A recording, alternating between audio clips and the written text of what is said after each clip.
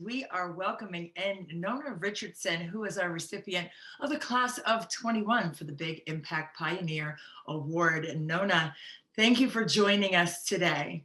Oh, Christy, it's my pleasure. Thank you for reaching out. Really do appreciate it. Well, in looking at everything that you have done over your 3 decades involved in athletics, it was certainly impressive, beginning with being the MVP at Michigan State for the volleyball team in 1983. Take us back to your college time at Michigan State and what that meant to you to be a part of a team. Well, it's a really exciting time because I grew up in upstate New York. I got into the sport late.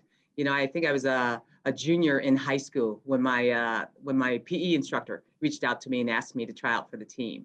And so I did, and because I had no idea what volleyball was all about, I was more of a basketball player, track and field runner. Those were my sports. I thought that's where I was going to go and be big time in.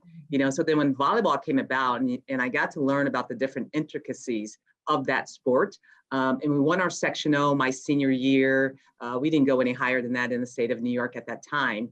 Then, you know what? I had the Empire State Games that I participated in. So that whet my appetite. Then I was able to walk on at Michigan State, in the fall. I was on the JV team. That's when we had junior varsity teams, and so then because I was still so young in the sport, my skill sets were able to grow and develop during my time there. And then the following year, I made the varsity team.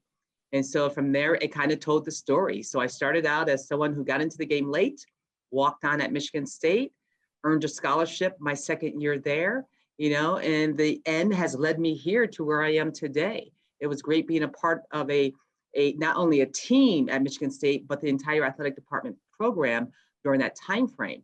You had Magic Johnson. He was a sophomore. We won the NCAA championships. We won the baseball, championships.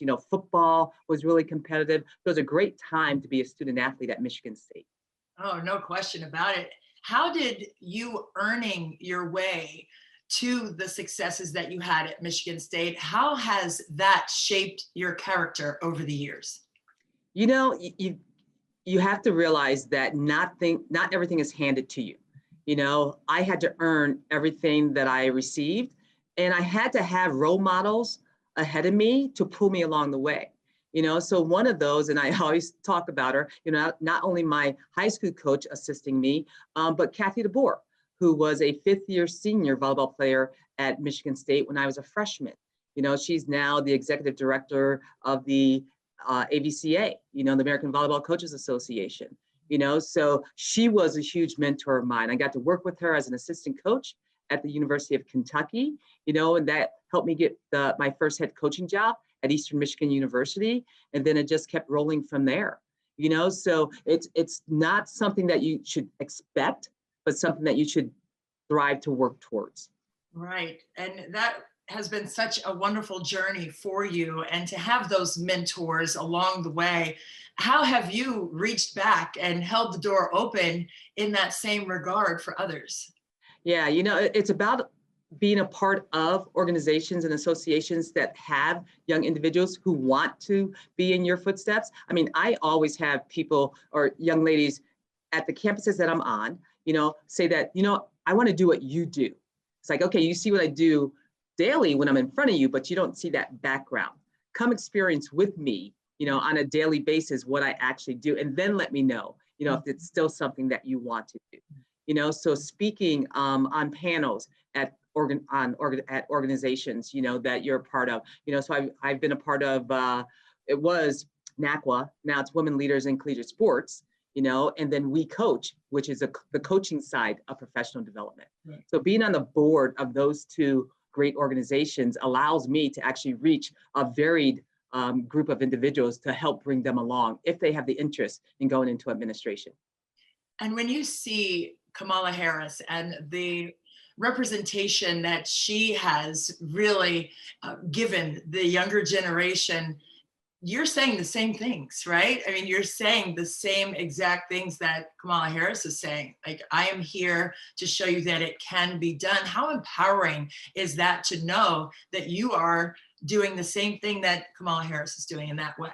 Well, it's great that you put us in the same context.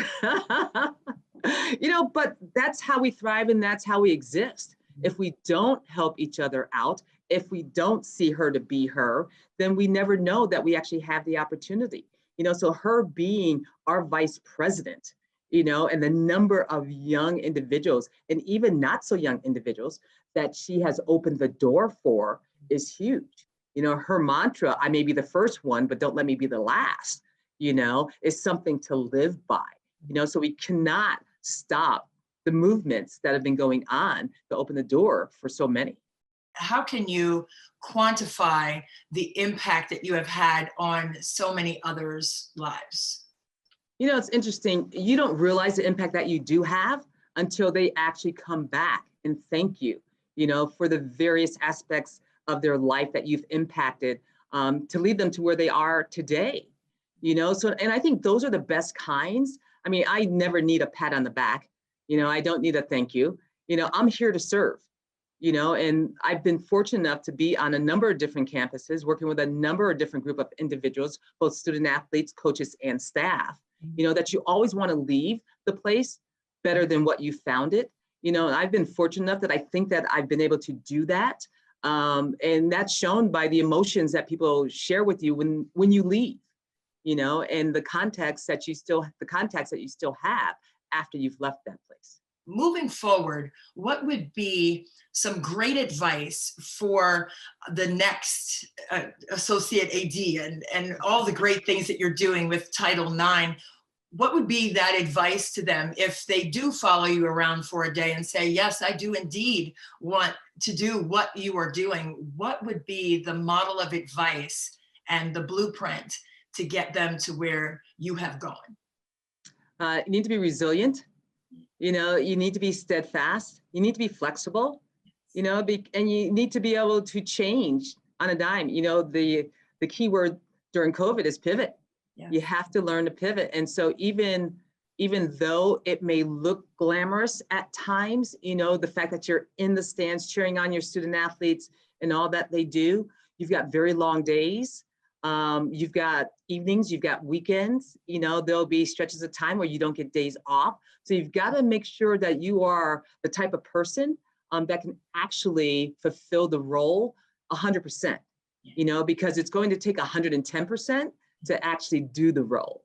So you've got to make sure too that you're focused, on the task at hand, and that it's not about you, it's about those you serve, so if you're a me person, this type of work environment doesn't work for you because we're working on behalf of others. As we conclude here, if there's one word that you have utilized over your athletic career, as your career as an administrator, what would be that one word that you use daily as a touchstone to keep you moving forward? It's interesting. I was asked that yesterday also. I had to do a video for an award presentation, and it's going to be the same, passionate.